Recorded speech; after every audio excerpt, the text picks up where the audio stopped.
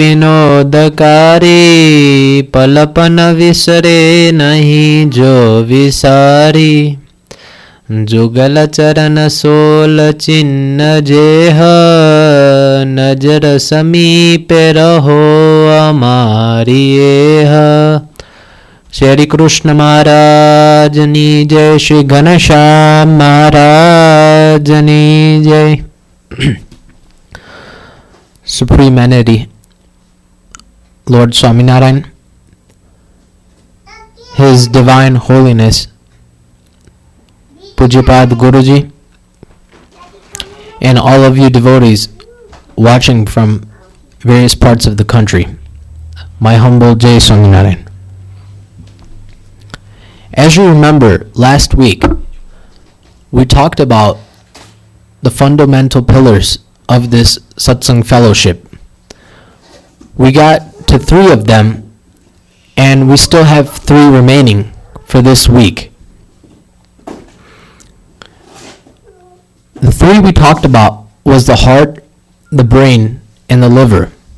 And what we did is that we integrated the vital organs with the human body with each of the fundamental pillars of this religion. So with the heart, we compared it with saints. With the brain, we compared it with scriptures. And with the liver, we compared it with temples. So through this, we found out that what kind of functions and what kind of importance these pillars have. Our main focus is to understand the fundamental pillars of this satsang fellowship.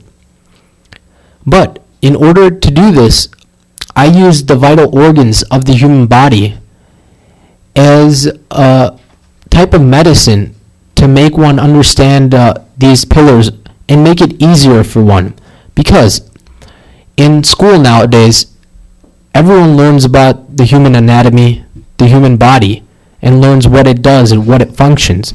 So people are more knowledgeable about that than this.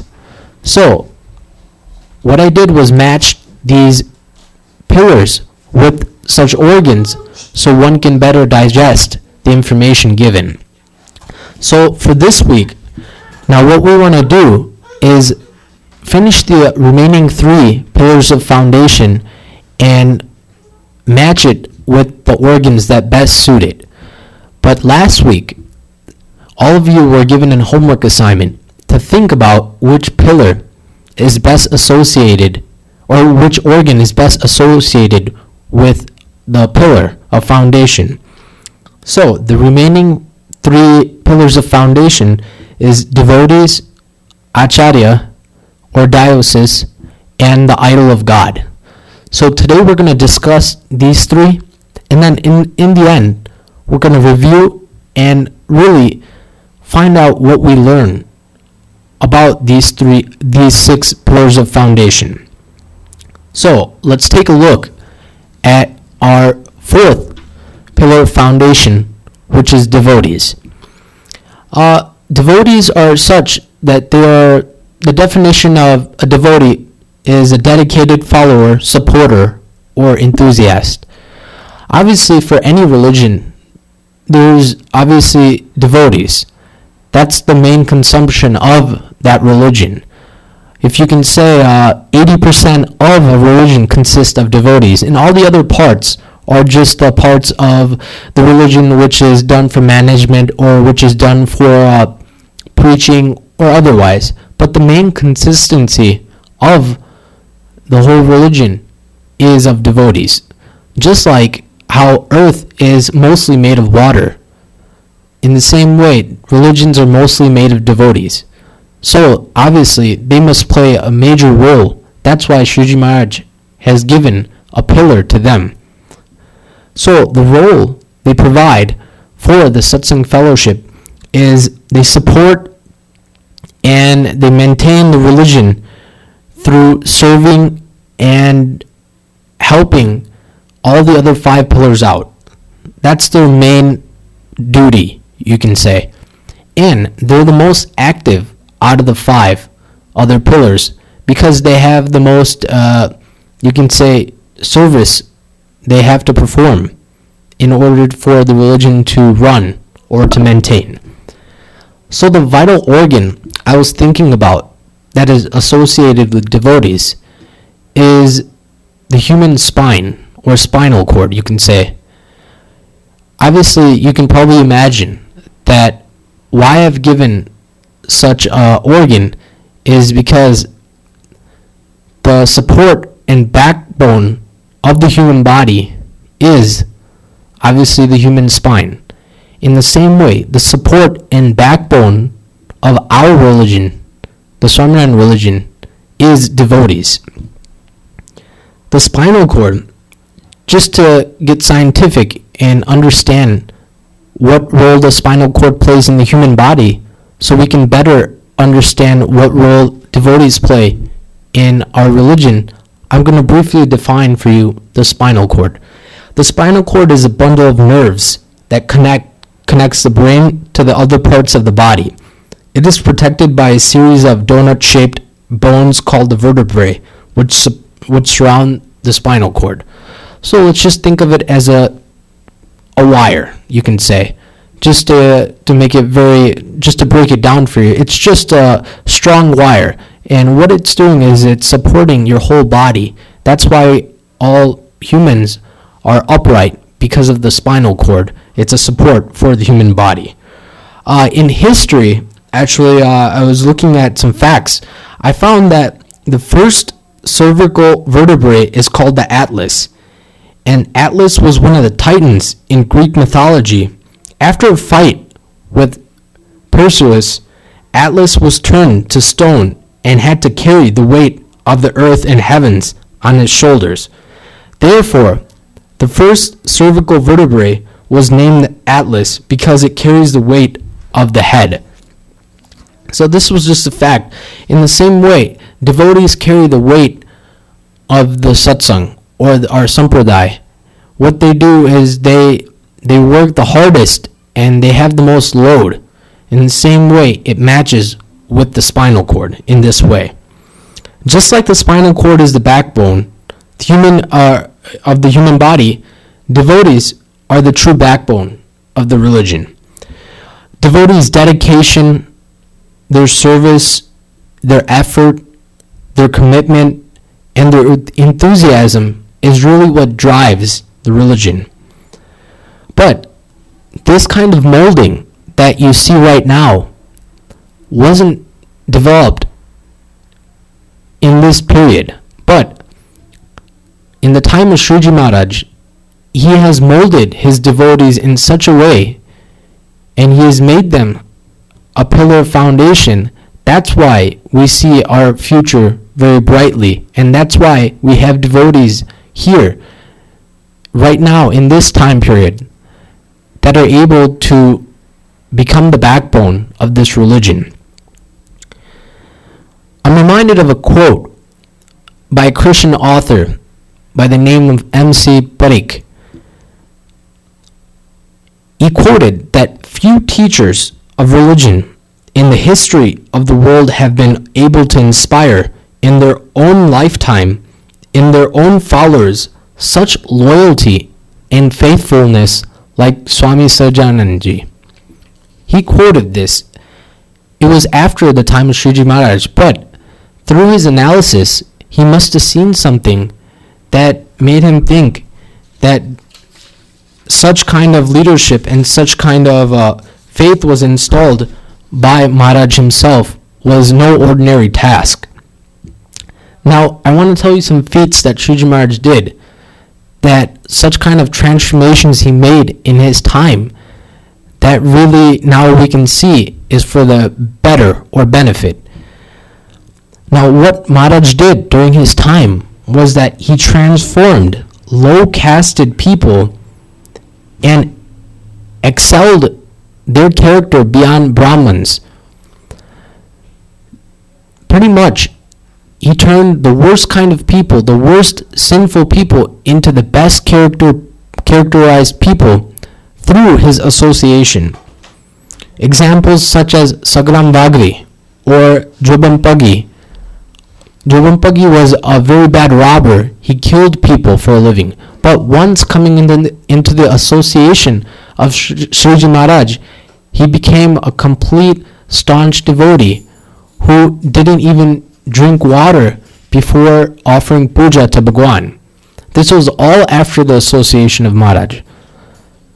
Also, he turned ruthless looters and made them surrender on his feet, not by force or not by any kind of temptation, but by his moral character.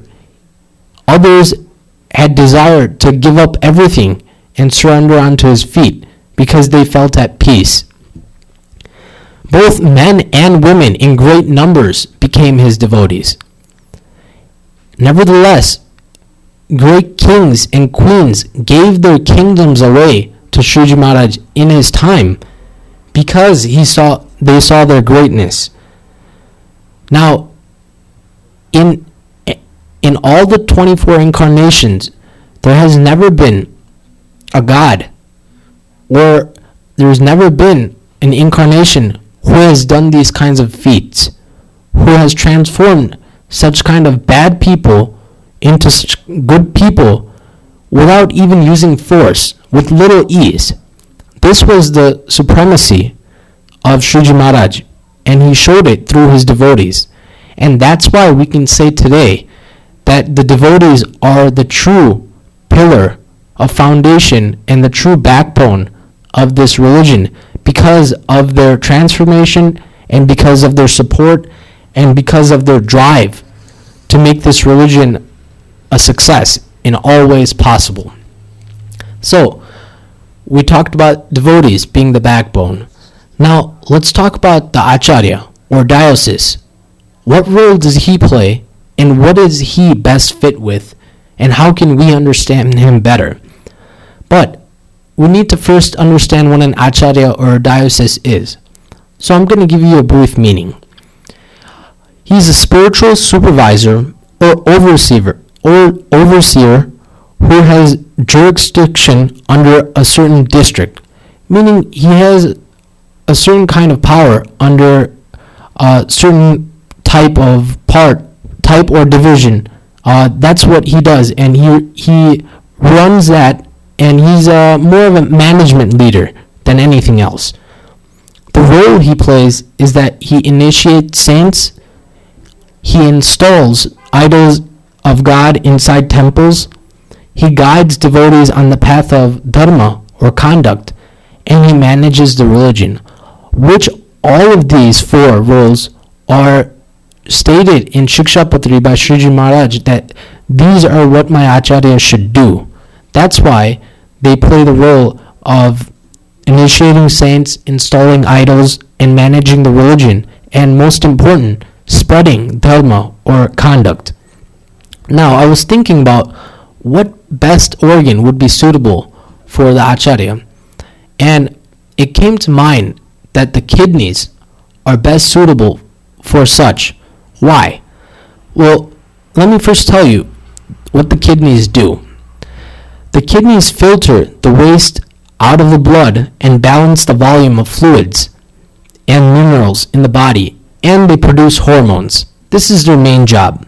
So they filter the waste of the blood and they balance the volume and fluids of the minerals in the body. So the fact that I found interesting about the kidneys was the kidneys have a higher blood flow than even the brain, liver, or heart. Nevertheless, the body's total supply of blood circulates through the kidneys about 12 times per day. And the kidney is an organ that works 24 hours a day, 7 days a week, 365 days a year. So it works constantly. Now, if you think about it, in the same manner, the Acharya, what he does is balances the religion and keeps it steady.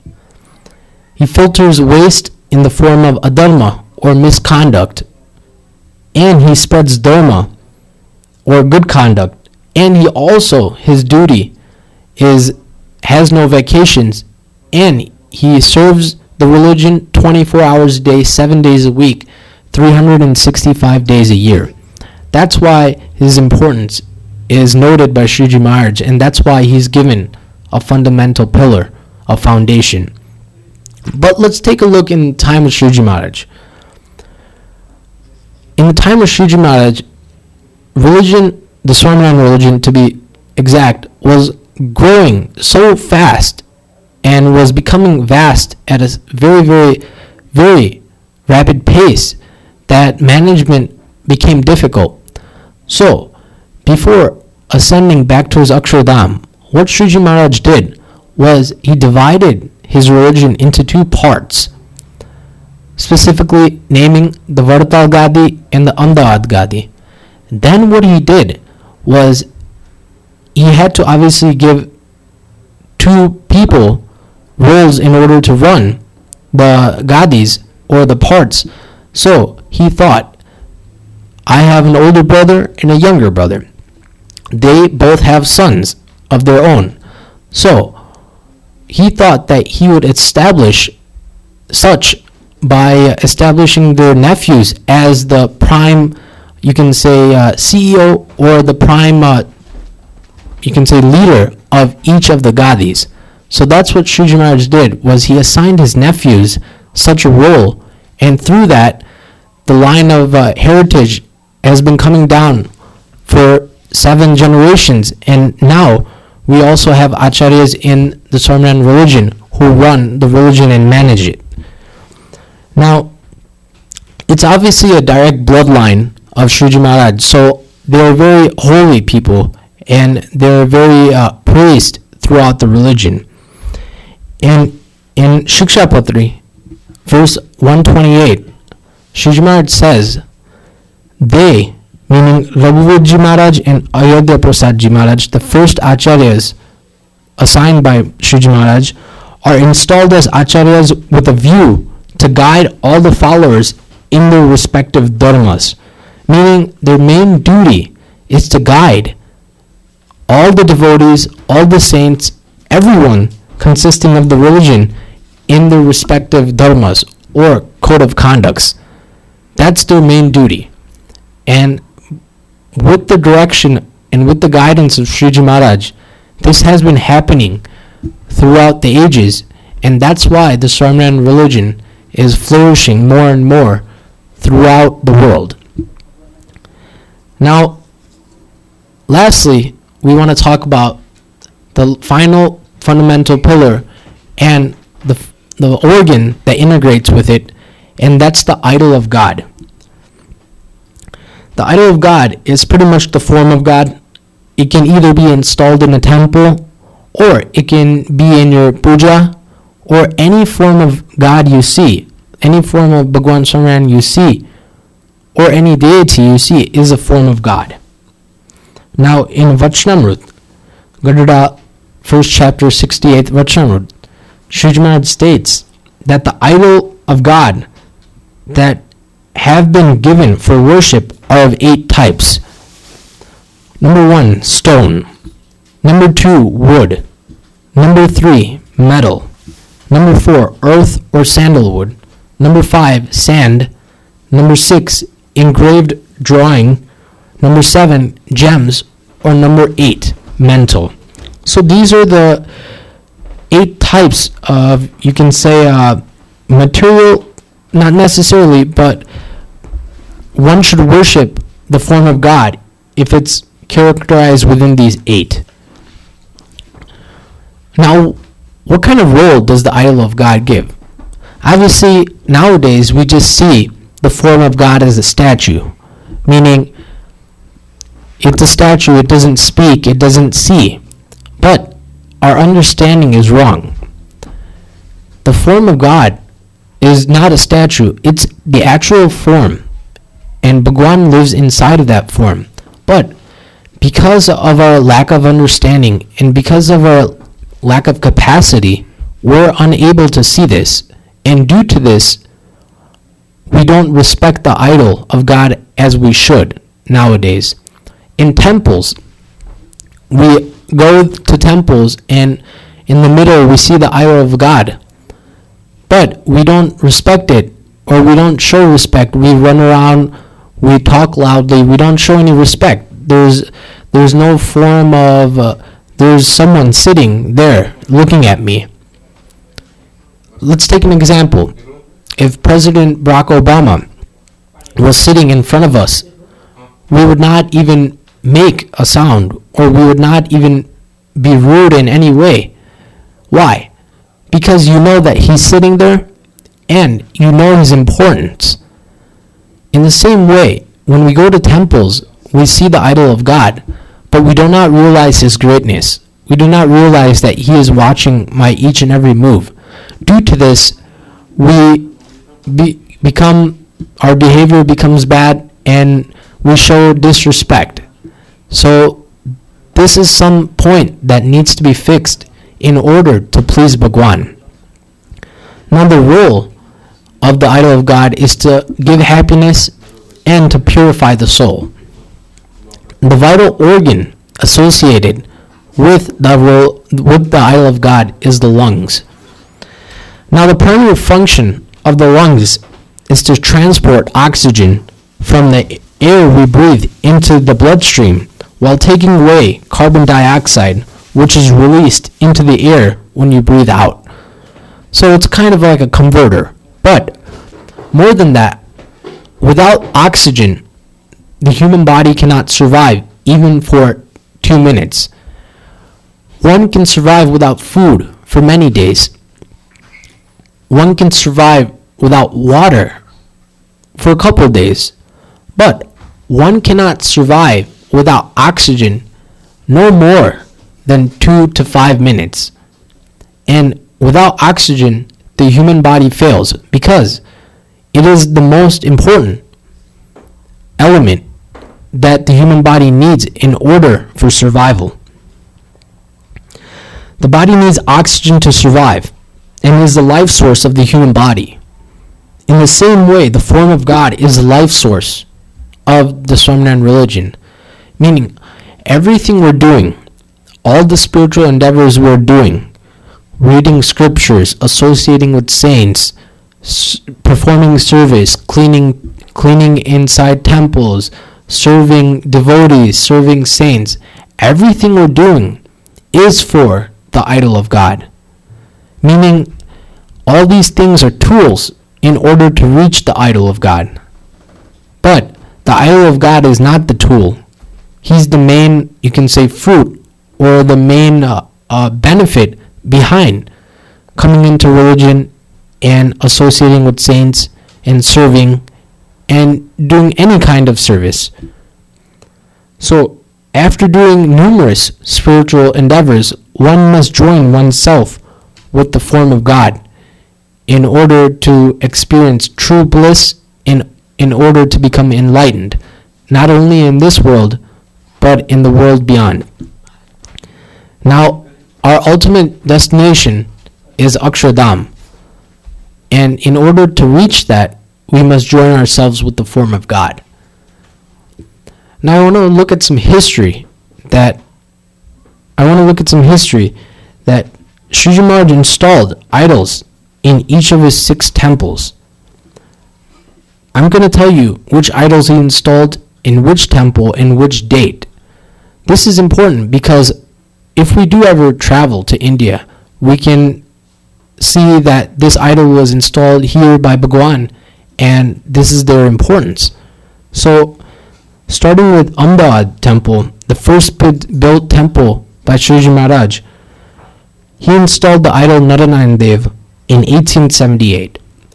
Next, Burj Mandir, he installed Naranayan Dev in 1879. After that, Vartal Mandir, he established Lakshminarayan Dev in 1881. After that, he established